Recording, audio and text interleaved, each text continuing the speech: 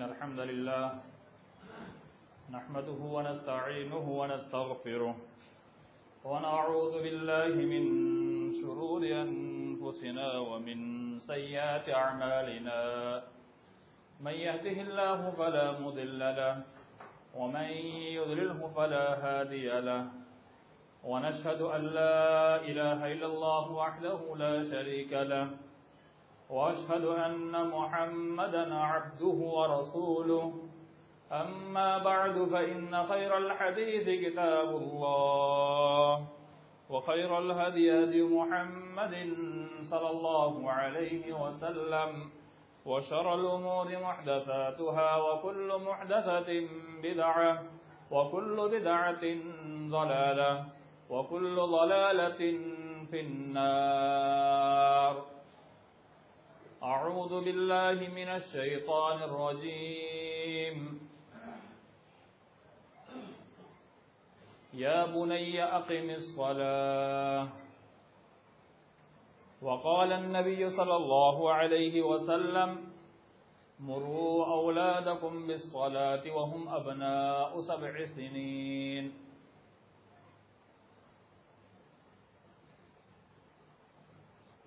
حاضرین جمعہ، اللہ رب العالمین نے ہم انسانوں کو اس دنیا میں پیدا فرمایا. ہمیں اللہ رب العالمین نے اس دنیا میں کس لیے پیدا فرمایا؟ بہت بڑا سوال ہے. ہمیں اللہ رب العالمین نے اس دنیا میں کس لیے پیدا کیا؟ کیا ہم نے کبھی اس پر غور کیا؟ ہم نے کبھی اس پر سوچا؟ ہم نے کبھی اس تعلق سے کبھی غور کیا یا نہیں کیا کہ اللہ نے ہمیں پیدا کیوں کیا؟ بہت سارے احباب سے اگر پوچھ لیا جائے تو کہیں گے بس انسان دنیا میں آیا ہے، کمائے کھائے زندگی گزارے اور مر جائے. بہت سارے ایسا سوچتے ہیں کہ ہم اس دنیا میں اس لیے آئے تاکہ اس دنیا کے اندر ہمارا صرف امتحان ہو. کہتے بھی ہے کہ اللہ رب العالمین نے یہاں صرف امتحان کے لیے پیدا کیا. ہاں، یہ بات الگ ہے کہ یہ دارالامتحان ہے، یعنی یہاں پر انسان کے جانچ پڑتال کی جگہ ہے، اس کا صلہ آخرت میں ملے گا.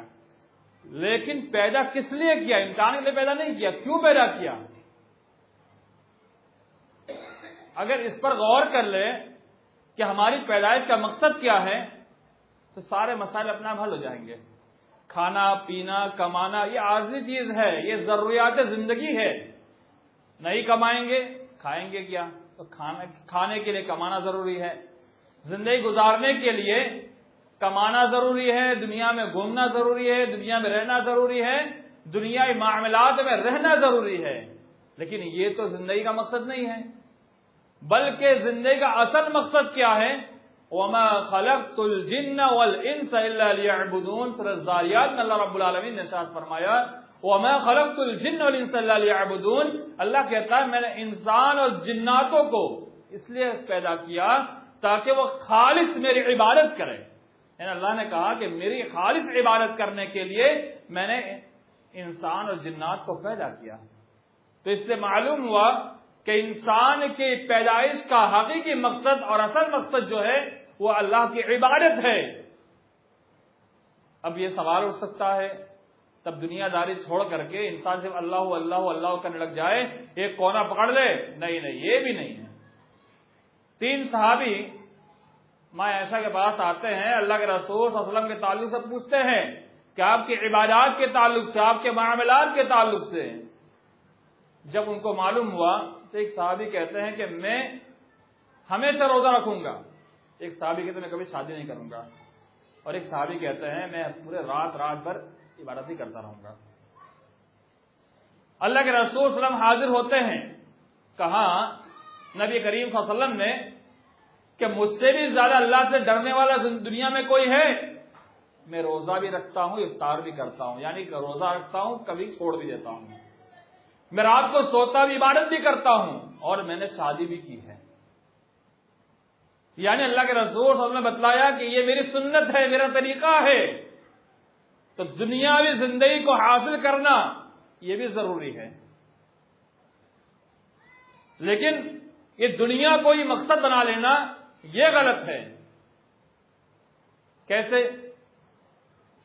مؤذن نے حی علی الصلاۃ کی صدا لگائی، آؤ نماز کے لیے۔ اذان کا مقصد کیا ہے آپ پہلے جان لیجئے۔ اذان کہتے ہیں خبر دینے کو، آگاہ کرنے کو کہ نماز کا وقت ہو گیا ہے، ایمان والوں مسلمانوں سارے کام چھوڑ دو، اللہ تمہیں بلاتا ہے، آ جاؤ مسجد کے لیے، حی علی الصلاۃ نماز کے لیے آ جاؤ، حی علی الفلاح کامیابی کے لیے آ جاؤ۔ تو اذان یہ اسی لیے دی جاتی ہے تاکہ باخبر کیا جائے، بتلایا جائے کہ وقت ہو چکا ہے، اب چلے آؤ اللہ کے دربار میں، کیونکہ اللہ رب العالمین نے ہمیں پیدا کیا ہے اپنی عبادت کے لیے، اور دنیا کمانا یہ انسانی زندگی کی ضروریات ہے۔ اگر انسان اس زندگی کو کماتا ہے اس نیت سے کہ ہم کھائیں گے پیئیں گے، طاقت آئے گی اللہ کی عبادت کریں گے، انسان اس نیت سے شادی کرتا ہے، انسان اس نیت سے دنیا معاملات کو انجام دیتا ہے کہ یہ اللہ کے رسول صلی اللہ علیہ وسلم کا طریقہ کار ہے، تو سنت پر عمل کرنے کا ثواب ضرور ملے گا۔ تو یہ کوئی نہ سوچے کہ ہم دنیا داری چھوڑ دیں اور صرف اللہ اللہ لگ جائے، یہ بھی غلط ہے، یہ تصوف ہے، اور تصوف اسلام میں نہیں ہے۔ تو اللہ رب العالمین نے ہمیں پیدا کیا اپنی خالص عبادت کے لیے۔ خالص عبادت میں سب سے اہم عبادت کون سی ہے جس سے میں اور آپ اکثر غافل رہتے ہیں؟ کون سی ہے؟ وہ ہے نماز۔ ایمان کے بعد سب سے پہلے جس چیز کا تذکرہ آتا ہے وہ ہے نماز۔ کیسے معلوم ہوتا ہے؟ حدیث جبرائیل، بخاری شریف کی روایت، بڑی مشہور حدیث کہ جبرائیل امین آتے ہیں، صحابہ کرام بیان کرتے ہیں کہ اللہ کے رسول صلی اللہ علیہ وسلم آئے، انسانی شکل کے اندر آئے، اور انسانی شکل میں آنے کے بعد وہاں پر بیٹھ گئے، اور اللہ کے رسول صلی اللہ علیہ وسلم سے کچھ سوالات کرنے لگے، پوچھنے لگے۔ اللہ کے رسول صلی اللہ علیہ وسلم سے فرشتوں نے سوال کیا تو ان کے سوال میں اللہ کے رسول نے جواب دیا۔ ان میں سے ایک سوال، اخبرنی عن الاسلام، اے نبی صلی اللہ علیہ وسلم آپ مجھے اسلام کے بارے میں بتلائیے۔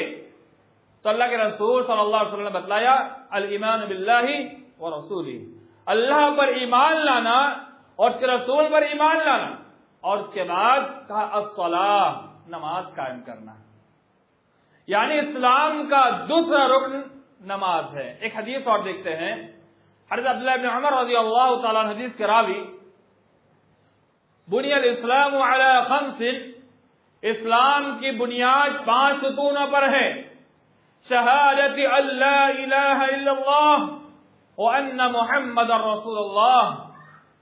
پہلی بنیاد اللہ رب العالمین کے رب ہونے کی گواہی دینا اور نبی صلی اللہ علیہ وسلم کے رسول ہونے کی گواہی دینا۔ اس کا دوسرا رکن اقام الصلاۃ، نماز قائم کرنا۔ اس سے کیا معلوم ہوا؟ 2 حدیث آپ کے سامنے پیش کی، یعنی نماز اسلام کا ایک اہم رکن ہے، اور اسلام کا ایک رکن چھوڑنے سے کیا ہم دائرہ اسلام میں باقی رہیں گے؟ یہ سوال اٹھنا چاہیے ہمارے ذہن کے اندر، ہمارے ذہن میں یہ سوال اٹھنا چاہیے۔ جبکہ حدیث اللہ کے رسول صلی اللہ علیہ وسلم کی حدیث اور دیکھتے ہیں، مروا اولادکم بالصلاۃ وهم ابناء 7 سنین، ترمذی شریف کی روایت کہ اللہ کے رسول صلی اللہ علیہ وسلم فرمایا، مروا اولادکم، تم اپنے بچوں کو حکم دو۔ کس چیز کا حکم دینے کہا جا رہا ہے؟ الصلاۃ، نماز کا حکم دو۔ کب؟ 7 سنین، جب وہ 7 سال کی عمر کو پہنچ جائے، 7 سال کا بچہ ہو جائے، فجر سے لے کر عشاء تک کی ساری نماز کا اسے حکم دو کہ بیٹا نماز پڑھو۔ فجر بھی نہیں، عصر، ظہر، مغرب، عشاء کوئی بھی معاف نہیں، بلکہ 5 وقت نماز کا حکم دینا کہا جا رہا ہے کہ حکم دو۔ آگے حدیث کا لفظ وَضَرِبُوهُمْ 10 سنین، جب وہ 10 سال کا ہو جائے تو اس سے مار کر نماز پڑھایا جائے، مارا جائے، نماز مار کے پڑھایا جائے۔ 7 سال کی عمر میں سمجھایا جائے، نماز کی تلقین کی جائے، 10 سال میں نہ پڑھے اس کو مار کر نماز پڑھوایا جائے. 7 سال سے لے کر کے 10 سال 3 سال کا غیب. بڑے بڑے بزنس مین کا کہنا یہ ہے کوئی بھی بزنس انسان شروع کرتا ہے تو 1000 دن لگتا ہے اس کو بزنس کو گرو کرنے میں اور سکسیس ہونے میں. دیکھیے ایک ٹیکنیک دیکھیے, 1000 دن جب انسان محنت کرتا ہے, لگا رہتا ہے تو اس کے اندر کامیابی ملتی ہے اور اس میدان کے اندر کامیاب ہو جاتا ہے اور آگے بڑھ جاتا ہے, اس کو اس کی عادت بن جاتی ہے. تو دیکھیے نماز کا جو تعلق ہے 7 سال میں حکم دو, 10 سال کے بعد مارو.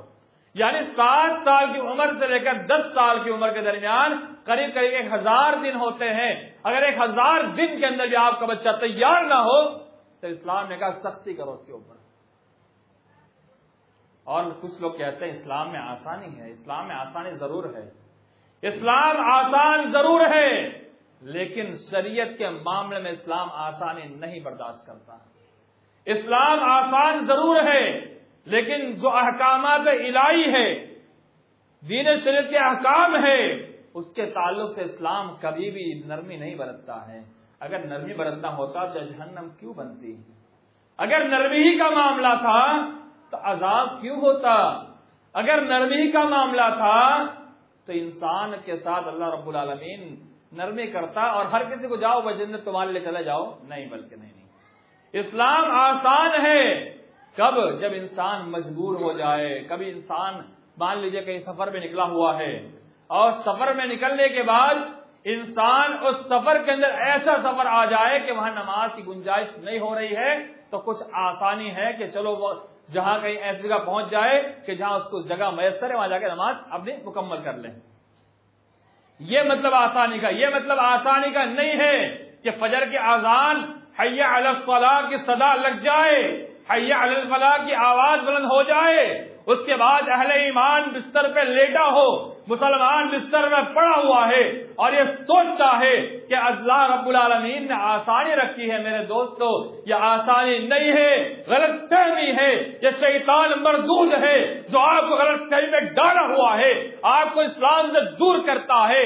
حدیث میں آیا, اللہ کے رسول صلی اللہ علیہ وسلم نے فرمایا کہ انسان جب سوتا ہے شیطان 3 گرہ لگاتا ہے, 3 گانٹھ لگاتا ہے, گرہ لگا دیتا ہے.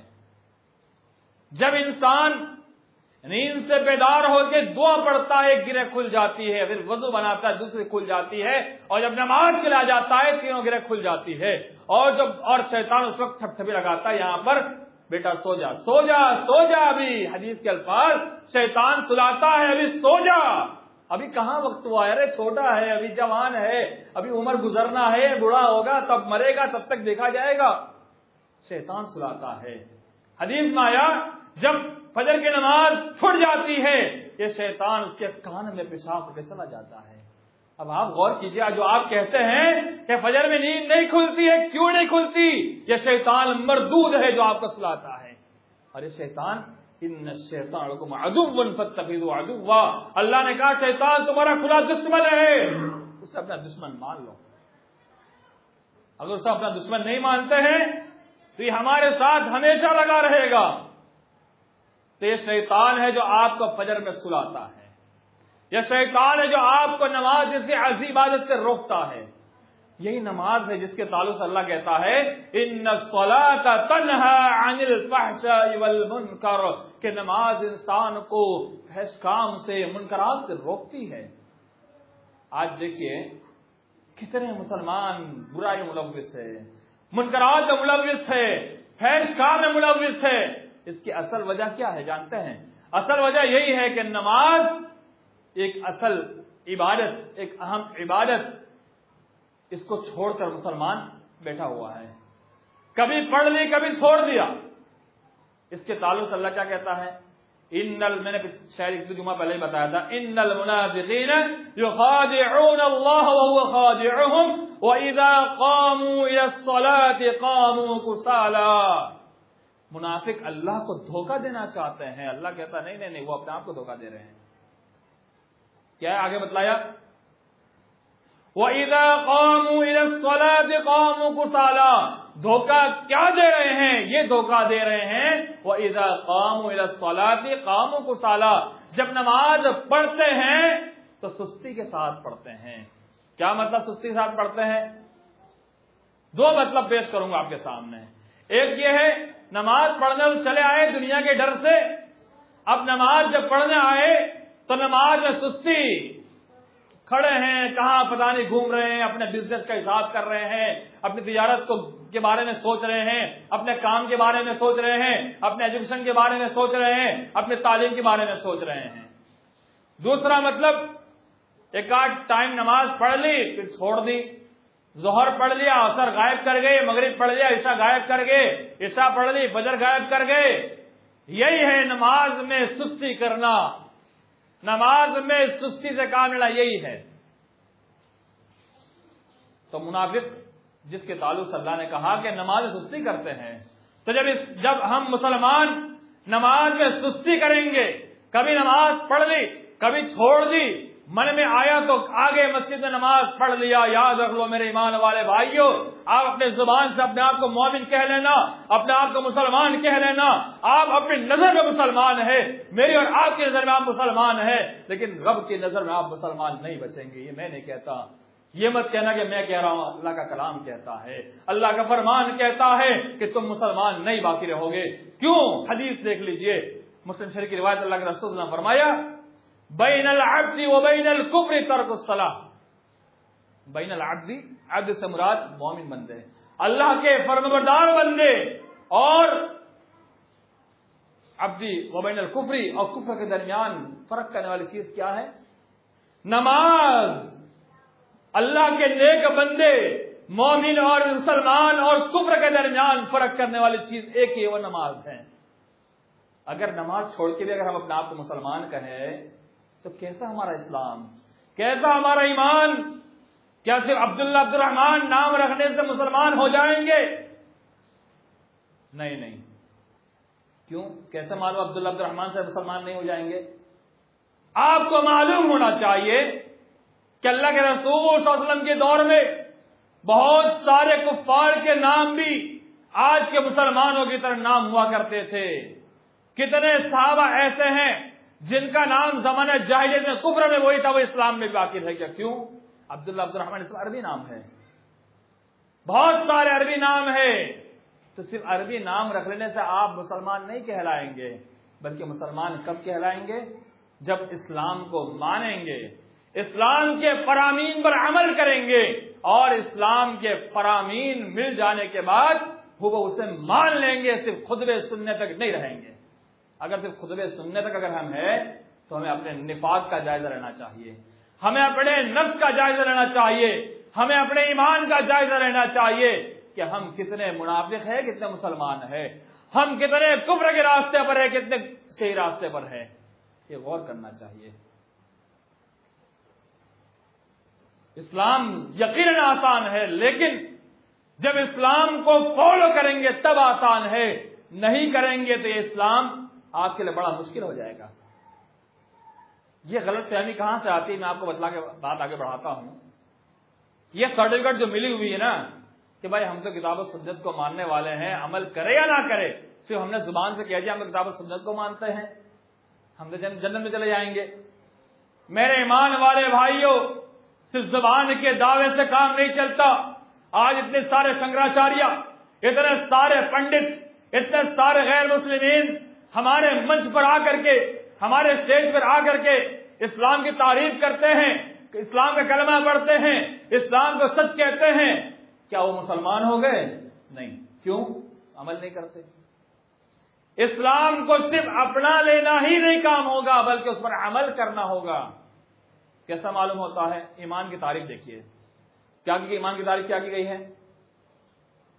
ایمان کی تعریف یہ کی گئی ہے کہ زبان سے اقرار باللسان، زبان سے اقرار کرنا، زبان سے اقرار کرنا، اور زبان سے اقرار کرنے کے بعد دل سے تسلیم کرنا، دل سے تسلیم کرنے کے بعد اعضاء و جوارح کے ذریعے عمل پیرا ہو جانا۔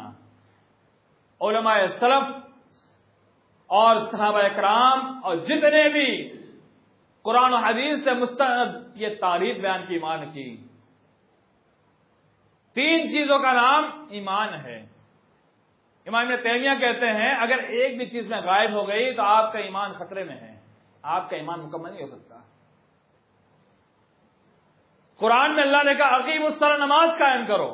ہم نے چلو زبان سے کہہ دیا ہاں نماز قائم کرنا ہے، دل سے تصدیق بھی کرو اور تصدیق کرنے کے بعد اس پر عمل بھی کرو، تب جا کے آپ کا ایمان مکمل ہوتا ہے۔ اگر نہیں ایسا ہے تو یقیناً آپ اپنے ایمان کے تعلق سے غور کر لینا کہ ہمارا ایمان کتنا بچا ہوا ہے، کتنا ایمان ہمارے پاس ہے۔ آئیے آپ کے سامنے اور کچھ باتیں پیش کروں۔ اللہ رب العالمین نے اپنا کلام میں ارشاد فرماتا ہے قد افلح المؤمنون، مومنین کامیاب ہو گئے، مومنین سکسیس ہو گئے۔ آج دنیا میں کامیابی پانے کے لیے انسان کیا نہیں کرتا ہے؟ آج دنیا میں سکسیس ہونے کے لیے انسان سمندر کے سمندر تر جاتا ہے، نہ جانے کتنے اونچے اونچے محلات سے چھلانگیں لگاتا ہے صرف کامیابی پانے کے لیے۔ انسان کیا نہیں کرتا ہے؟ 24 گھنٹہ محنت کرتا ہے تاکہ ہم کامیاب ہو جائے۔ اللہ کہتا ہے قد افلح المؤمنون، جاؤ مومن کامیاب ہو گیا۔ لفظ قد تفصیل کی جگہ نہیں، لیکن وضاحت کے لیے لفظ قد جو ہے یہ جب داخل ہو جائے کسی چیز کے اوپر تو یقین کا معنی پیدا کرتا ہے، تحقیق کا معنی پیدا کرتا ہے اور ثابت قدمی کا معنی پیدا کرتا ہے کہ قد آ گیا۔ جب کسی فعل پر لفظ قد عربی میں آتا ہے تو اس کا مطلب یہ ہوتا ہے کہ نہیں یقینی طور پر یہ ہو گیا۔ قد افلح المؤمنون، مومنین کامیاب ہو گئے۔ کیسے مومنین؟ ان کے اوصاف بیان کیے ہیں، الذین هم فی صلاتهم خاشعون، وہ مومن کامیاب ہوئے جنہوں نے نماز میں خشوع و خضوع اختیار کیا، یعنی نماز اللہ کے ڈر سے پڑھی، نماز کے لیے آئے، ان کے دل کے اندر اللہ کا خوف بھرا ہوا ہے، نماز کے لیے آئے، خشیت الہی اس کے اندر بھرا ہوا ہے۔ نماز ہر حال میں پڑھنے والے ہی مومن کامیاب ہے، اگر نہیں پڑھتے ہیں تو آپ ناکام و نامراد ہیں۔ ایک آیت اور پیش کروں، ان فی خلق السماوات والارض واختلاف اللیل والنہار لآیات لأولی الالباب، اللہ نے کہا الباب، عقل مند، الباب کہتے ہیں عقل مندوں کو۔ آج دنیا کس کو عقل مند کہتی ہے؟ جو بڑے سے بڑے چیلنج پاس کر دیں، بڑے اچھے نمبرات سے پاس ہو جائے۔ آج دنیا عقل مند سے کہتی ہے بڑا بزنس مین ہو۔ دنیا عقل مند جس سے کیا دے، اسلام کس سے عقل مند کہتا ہے؟ دیکھیے عقل مند کون ہے؟ الذین یذکرون اللہ قیاما وقعودا وعلی جنوبہم، عقل مند وہ ہے جو اللہ کا ذکر کرتے ہیں کھڑے ہو کر کے، بیٹھ کر کے یا لیٹ کر کے ذکر کرتے ہیں۔ محدث اس آیت کی تفسیر میں مفسرین لکھتے ہیں وہ حدیث کون سی حدیث؟ اللہ کے رسول نے صلی اللہ علیہ وسلم فرمایا اگر انسان کے پاس کھڑے ہو کے نماز پڑھنے کی طاقت نہ ہو بیٹھ کر پڑھے، بیٹھ کر بھی طاقت نہ ہو تو لیٹ کر نماز پڑھے۔ یہ حدیث سے لیٹ کر نماز پڑھے، لیٹ کر بھی اشارے سے پڑھ سکتا ہے، اشارے سے پڑھا۔ اگر ایسی کیفیت ہے، بے ہوشی میں ہے، ایسی کیفیت ہو گئی ارذل عمر کے اندر ہے تو وہ تو معاف ہے، لیکن انسان کے اندر جب تک ہوش ہے، سمجھداری ہے، ہر حال میں نماز پڑھنا ہے، ہر حال میں نماز پڑھنا ہے۔ تو عقل مند کون ہے؟ ہر حال میں اللہ کو یاد کرتا ہے، یعنی نماز قائم کرتا ہے، وہی عقل مند ہے۔ آپ دنیا کے نظر میں کتنے کامیاب اور عقل مند ہو جائے، اگر نماز نہیں پڑھتے رب کعبہ قسم آپ مومن، آپ کامیاب اور عقل مند ہو ہی نہیں سکتے ہیں۔ کیوں؟ کامیابی کہاں ہے؟ اذان کے کلمات پر غور کر لیجئے، حی علی الصلاۃ حی علی الفلاح۔ اذان میں مؤذن دن میں 5 وقت پکارتا ہے اور اقامت میں 5 وقت اقامت ہوتی ہے، اور حی علی الصلاۃ حی علی الفلاح اذان میں 2 مرتبہ یعنی 10 مرتبہ، اور اقامت میں 1 مرتبہ یعنی دن میں 15 مرتبہ مؤذن کہتا ہے حی علی الفلاح، آ جاؤ آ جاؤ آ جاؤ، کامیابی کے لیے آ جاؤ۔ کامیابی کہاں ہے؟ نماز میں ہے۔ کامیابی کہاں ہے؟ اللہ کے ذکر میں ہے۔ کامیابی کہاں ہے؟ اللہ کے لیے اپنے آپ کو پیش کر دینے میں ہے۔ آج دنیا کے اندر انسان پریشان ہو جاتا ہے، بہت سی تکلیفیں آتی ہیں، کبھی بزنس کو لے کر، کبھی کچھ معاملے لے کر، کبھی کسی نہ کسی ناحیے سے ہر انسان کبھی ڈپریشن میں، کبھی ٹینشن میں، کبھی تکلیف میں، کبھی مصیبت میں آتا ہے۔ اللہ کہتا ہے یا ایھا الذین آمنوا استعینوا بالصبر والصلاۃ، اللہ نے کہا ایمان والو استعینوا، مدد طلب کرو، نماز اور صبر کے ذریعے مدد طلب کرو۔ ہماری پریشانی کا حل تو نماز ہے. حدیث میں اللہ کے رسول نے فرمایا، ابو داؤد کی روایت میں صحیح اور مسلم احمد کے اندر موجود ہے، جعلت قرۃ عینی فی الصلاۃ، میری آنکھوں کی ٹھنڈک نماز میں رکھی گئی ہے. آپ غور کیجئے، نماز انسان کے لیے ساری پریشانیوں کا حل ہے، لیکن ہم پتہ نہیں کیوں نماز سے دور ہیں، ہم پتہ نہیں کیوں نماز سے غافل ہے. حضرت لقمان نے اپنے بیٹے کو نصیحت کرتے ہوئے ایک نصیحت بڑی جامع کی، وہ کیا ہے جو میں نے آیت تلاوت فرمائی خطبہ کے بعد، یا بنی اقیم الصلاۃ، اے میرے پیارے بیٹے لگتی جگر، نماز قائم کر، نماز پڑھ. نماز کسی بات سے معاف نہیں ہے، نماز پڑھنا ہے. ایمان کے بعد دوسرا رکن نماز ہے، نماز قائم کرنا ہے. نماز میں کامیابی ہے، نماز میں انسان کی پریشانی کا حل ہے. اور نماز پڑھنے کا فائدہ کیا ہے، آئیے آپ کے سامنے پیش کروں. قد افلح المؤمنون جو آیت پیش کی 18 پارے کی، اس کے آگے چل کر کے الذین هم علی صلاتهم یحافظون، مومن کامیاب ہو گئے. کیسے مومن؟ اس کی ایک صفت یہ بیان فرمائی، الذین هم علی صلاتهم یحافظون، وہ مومن کامیاب ہو گئے جو نماز کی حفاظت کرنے والے ہیں. 5 وقت نماز کی حفاظت یعنی نماز پڑھتے ہیں، 5 وقت کی نماز پڑھتے ہیں، وہ مومن کامیاب ہو گئے. اولئک هم الوارثون، وہ لوگ وارث بن گئے. یہی لوگ وارث ہیں. کون؟ مختلف اوصاف بیان کیے، یہ لوگ وارث ہیں. تو اس میں سے ایک نماز پڑھنے والا، نماز 5 وقت پڑھنے والے، یہ اللہ نے کہا کہ یہ لوگ ہی وارث ہے. کس چیز کے وارث ہے؟ جنت کے وارث ہے. الذین یرثون الفردوس ہم فیہا خالدون، یہ لوگ فردوس کے وارث ہے. فردوس جنت کا ایک نام ہے، جنت کے وارث. اللہ اکبر. آج دنیا میں باپ کی وراثت پانے کے لیے خون، قتل، غارت گری سب کچھ ہو جاتا ہے. آج باپ کے مرتے ہی چند ٹکے کی وراثت پانے کے لیے 1 بیگھہ 2 بیگھہ زمین اگر ہو تو خون تک ہو جاتا ہے وراثت پانے کے لیے. اللہ کہتا ہے نماز پڑھو، تمہارے جنت کی وراثت ہے. ہم فیہا خالدون. دوسری چیز، جنت تو ملے گی لیکن اس میں ہمیشہ ہمیشہ رہیں گے. خالد کہتے ہیں ہمیشہ ہمیشہ رہنے والے وہاں پر. تو یہ جتنے نماز پڑھنے والے ہیں وہ سارے ہمیشہ ہمیشہ رہیں گے. تو عہد کیجئے، آج جمعہ کا دن ہے، خطبہ سن کے عہد کیجئے کہ آج سے فجر سے عشاء تک کی ایک بھی نماز ہمارے نہیں چھوٹے گی. اور ایک بات آیت سن لیجئے، جو سوچتے ہیں نا بعد میں پڑھ لیں گے، ان الصلاۃ کانت علی المؤمنین کتابا موقوتا. کتاب کہتے ہیں فرض، واجب. جب شریعت میں آ جائے کتاب لکھنے کے معنی میں، تو وہ چیز جیسے کتب علیکم الصیام، قرآن نے کہا نا کہ اللہ نے تم پر روزے کو لکھ دیا، یعنی واجب کر دیا، فرض کر دیا. تو ویسے ہی نماز تمہارے اوپر مقررہ وقت پر واجب کر دی گئی ہے. موقوتا کہتے ہیں اس کا متعینہ وقت. اور حدیث میں آیا افضل الصلاۃ فی اول وقتھا، کہ نماز میں سب سے افضل کیا ہے؟ اس کے اول وقت میں اس کو پڑھنا، یہ افضل ہے. دوسرا وقت بھی جائز ہے لیکن اول وقت کے اندر سب سے افضل ہے. ہم تو دنیا میں یہی سوچتے ہیں نا سب سے اچھا ہم کو مل جائے، سب سے اچھا گریڈ ہم کو ملے، ہم ہی سب سے اچھے رہے. تو سب سے افضل پانے، اچھا پانے کے لیے نماز اس کے وقت پڑھ لیا کریں. اور حدیث میں آیا کہ جماعت کے ساتھ نماز پڑھنے کا ثواب اکیلے نماز پڑھنے سے 25 گنا زیادہ ہے. 25 گنا، یعنی اکول کر کے دیکھیے. اکول یہ سرواڑا جس کو بولتے ہیں وہ نہیں، بلکہ گناکار جس کو بولتے ہیں وہ ہے. 25 گنا، 25 گناکار کیجئے. اکیلے پڑھنے سے 25 گنا. اللہ اکبر. اتنا سارا ثواب پانے لائق کیوں جماعت نہ کریں؟ ضروری نہیں کہ بہت بڑی جماعت ہو، 2 لوگ 3 لوگ 4 لوگ مل کے بھی جماعت کر سکتے ہیں نا. لیکن کہاں پر؟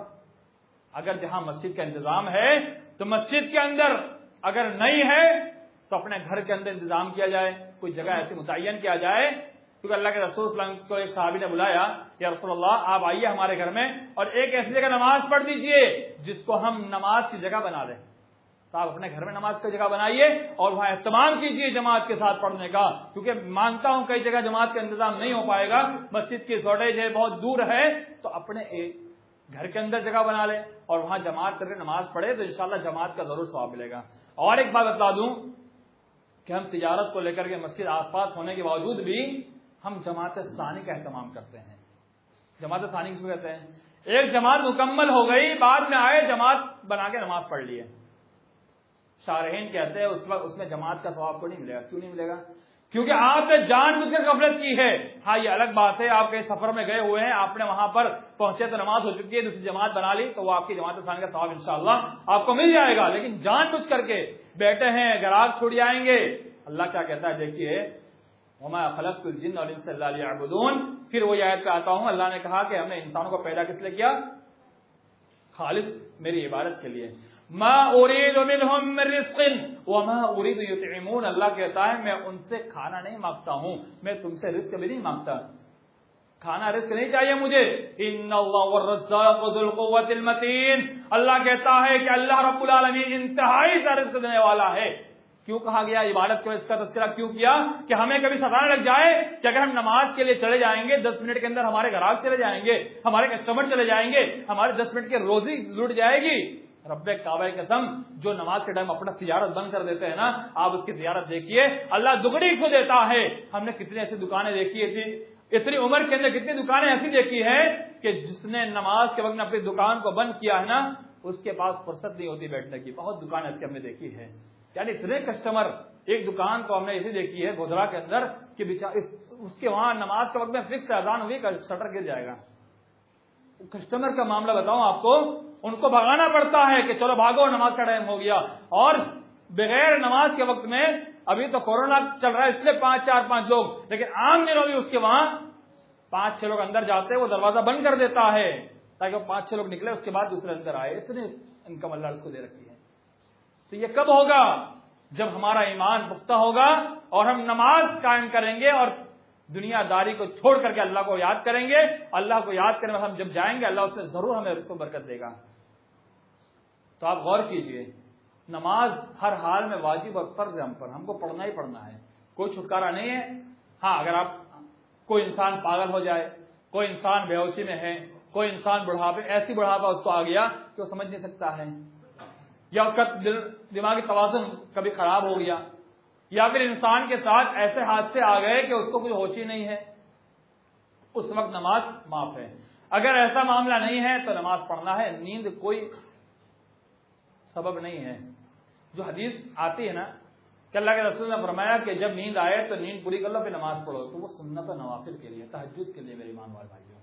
بہت سارے احباب اس کو فرض نماز پر لاتے ہیں. نہیں، وہ فرض نماز کے لیے نہیں ہے، وہ سنت و نوافل کے لیے، تہجد کے لیے ہے.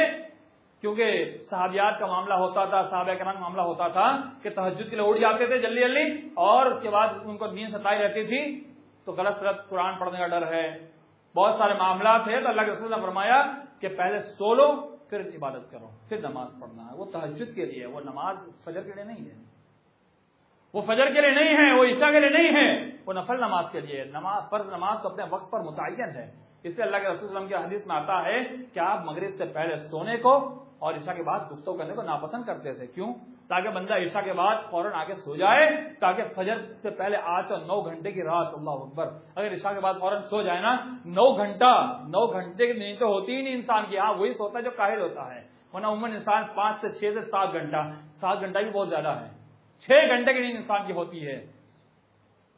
عمومی طور پر 6 گھنٹے میں انسان نیند کھل جائے گی. کب؟ جب انسان وقت پہ سوئے گا. وقت پہ سوئیں گے تو وقت پہ ضرور نیند کھلے گی اور فجر میں ضرور اٹھیں گے. اور ایک بات یاد رکھ لیجیے، یہ جو شکایت رہتی ہے نا فجر میں نہیں اٹھ پاتے ہو کیوں؟ ماہرین نفسیات کہتے ہیں کہ ہم نے اپنا مائنڈ جو بنا رکھا ہے، اسی مائنڈ کے اوپر ساری چیز ڈپینڈ کرتی ہے. آپ نے اپنا مائنڈ بنا رکھا ہے کہ ہم نہیں اٹھ پائیں گے. میں ایک ایگزامپل دیتا ہوں. مثلا ہم کو مان لیجیے ممبئی جانا ہے، ہم کو ممبئی جانا ہے، ہماری ٹرین ہے فجر کے عین وقت میں، فجر کے اذان کے عین وقت میں، مثال کے طور پر عین وقت میں. تو ہم کیا کریں گے؟ سوئے رہ جائیں گے، بغیر الارم رکھے بھی آپ اٹھ جائیں گے. کیوں؟ اس لیے اٹھ جائیں گے، آپ کا مائنڈ بنا ہوا ہے ہم کو صبح ٹرین پکڑنی ہے، ٹرین چھوٹ جائے گی، ہمارے بہت سارے کام رک جائیں گے. تو نماز کے لیے ایسا مائنڈ کیوں نہیں بناتے ہیں کہ ہمیں فجر کی اذان میں اٹھنا ہی اٹھنا ہے؟ یہ رب کعبہ کی قسم آپ مائنڈ بنا لیجیے، آپ اپنے آپ نیند کھل جائے گی. یہ ایسے ہوائی فائرنگ نہیں، ہم لوگ خود اٹھتے ہیں. اس لیے کہتا ہوں بغیر الارم کے نیند کھل جاتی ہے، کوئی الارم ضرورت نہیں پڑتی ہے. جتنے مدارس کے اندر ہاسٹلس ہیں، سارے کے سارے طلبہ اساتذہ اپنے آپ کیسے اٹھ جاتے ہیں؟ اب کہیں کہیں پر رواج ہوتا ہے اٹھانے کا، اکثر جگہ تو رواج بھی نہیں ہوتا، بڑے بڑے جگہ رواج نہیں ہوتا، کیسے اٹھ جاتے ہیں سب؟ کیا ہم ہی لوگ کھڑے نہیں اٹھ پاتے ہیں؟ ایک مائنڈ بنائیے، اپنے آپ دن کھل جائے گی. آپ مائنڈ بنا لیجئے ہمیں نماز پڑھنا ہے، اٹھنا ہے، اپنے آپ اٹھ جائیں گے. بہانہ، شکایت، شکوہ، یہ ساری چیزیں نا یہ شیطان ہم سے کرواتا ہے، کیونکہ ہم شیطان کے ماتحت آ چکے ہیں. شیطان ہم سے جو کہتا ہم وہ کرتے ہیں. قال فَبِمَا أَغْوَيْتَنِي لَأَقْعُدَنَّ لَهُمْ صِرَاطَكَ الْمُسْتَقِيمَ ثُمَّ لَآتِيَنَّهُم مِّن بَيْنِ أَيْدِيهِمْ وَمِنْ خَلْفِهِمْ وَعَنْ أَيْمَانِهِمْ وَعَنْ شَمَائِلِهِمْ وَلَا تَجِدُ أَكْثَرَهُمْ شَاكِرِينَ. شیطان بات سلام کرتا ہوں، شیطان نے اپنے رب سے کہا قال فَبِمَا أَغْوَيْتَنِي لَأَقْعُدَنَّ لَهُمْ صِرَاطَكَ الْمُسْتَقِيمَ. أَبْغَيْتَهُمْ کیا مطلب؟ میں سیدھے راستے بیٹھ جاؤں گا اور لوگوں کو گمراہ کروں گا.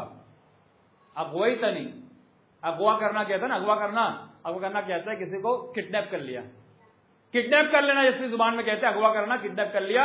پیپروں میں آتا ہے نا کہ فلاں آدمی اغوا کر لیا گیا. اغوا کرنا یعنی اس کو اٹھا لینا. شیطان کہتا ہے اپنے رب سے کہ میں سیدھے راستے بیٹھ جاؤں گا اور پورے انسان اغوا کر لوں گا. ثم لآتینہم من بین ایدیہم ومن خلفہم وعن ایمانہم وعن شمائلہم. کہ جو سامنے سے آنے والے ہیں، پیچھے سے آنے والے ہیں، دائیں طرف سے، بائیں طرف سے، سب کو میں سیدھے راستے پہ جانے ہی نہیں دوں گا، میں گمراہ کر دوں گا، بھٹکا دوں گا. لا تجد اکثرہم شاکرین، اور تو اکثر کو نہیں پائے گا شکرگزاری کرنے والا. شکرگزاری کرنے والا اکثر کو نہیں پائے گا. اکثر ناشکرے ہوں گے، اکثر ناشکر ہوں گے. اللہ کے وسلم کے بارے میں آتا ہے کہ آپ کے تہجد پڑھنے سے پیر پھول جاتے تھے. میں عائشہ کہتی ہے رسول اللہ آپ کے اگلے پچھلے سارے گناہ معاف ہے، کیا اتنی کشٹ کرتے ہیں؟ تو اللہ کے رسول نے فرمایا افلا اکون عبدا شکورا، کیا میں نماز پڑھ کے اللہ کا شکرگزار بندہ نہ بن جاؤں؟ تو آپ غور کیجئے کہ شیطان ہمیں بھٹکاتا ہے، گمراہ کرتا ہے، نماز سے دور کرتا ہے، جنت کے راستے سے بھٹکا دیتا ہے. صراط مستقیم جنت کا راستہ ہے، وہاں سے بھٹکانے والا کون؟ یہ شیطان مردود ہے، اور ہم اسی کے راستے پہ چل رہے ہیں. تو اتنے سارے دلائل آپ کے سامنے پیش کیے گئے، وہ کس لیے؟ صرف سننے کے لیے یا واہوائی کے لیے؟ مولوی صاحب آئے بڑی اچھی تقریر کر دی، بہت اچھی بات کہہ دی، نہیں، بلکہ آپ خود عمل پیرا ہو جائیے. مجھے بھی اور آپ کو بھی، سب کو عمل کرنا ہے، چاہے میں ہوں یا آپ ہو، سب کو عمل کرنا ہے اس پر. نماز ہر حال میں پڑھیے، نماز پڑھنے سے آپ کے سارے مسائل حل ہو جائیں گے. وقت نہیں، ایک بہت مشہور واقعہ میں پیش کرتا، وقت کافی گزر چکا ہے، پھر کبھی انشاءاللہ اگر موقع ملا تو میں آپ کے سامنے ضرور ایک واقعہ پیش کروں گا جو بڑا عبرتناک اور صحیح سچا واقعہ ہے. تو نماز پڑھیے، آپ کامیاب ہو جائیں گے، آپ سکسیس ہو جائیں گے، آپ ہر حال میں کامیاب ہوں گے. اگر آپ نماز نہیں پڑھتے ہیں تو آپ کی کامیابی آپ کے ہاتھ سے نکل جائے گی. آپ یہ سوچتے ہیں کہ ہم کامیاب ہو جائیں بغیر نماز کے، یہ ممکن ہی نہیں ہے، ناممکن ہے. کیوں؟ کامیابی دینے والی ذات اللہ کی ہے، آپ اسی کو ناراض کرتے ہو کیسے کامیاب ہوں گے؟ کون کامیابی دے گا اللہ کے علاوہ؟ کوئی نہیں دے سکتا. کون آپ کو سکسیس کر سکتا ہے؟ اللہ ہی کر سکتا ہے، اس کے علاوہ کوئی نہیں کر سکتا. آپ کی محنت کچھ نہیں کر سکتی، جو ہوگا وہ اللہ کرے گا.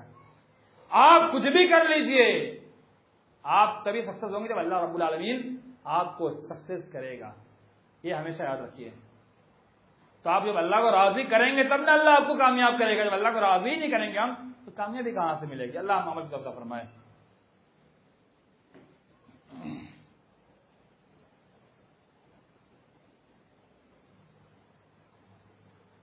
محترم سامعین، ہم میں سے ہر ایک کی ذمہ داری بنتی ہے کہ ہم خود بھی نماز پڑھیں اور اپنے اولاد کو بھی حکم دیں. کیوں؟ وَأَمُرْ أَهْلَكَ بِالصَّلَاةِ، اللہ نے کہا کہ اپنے اہل و عیال کو نماز کا حکم دو.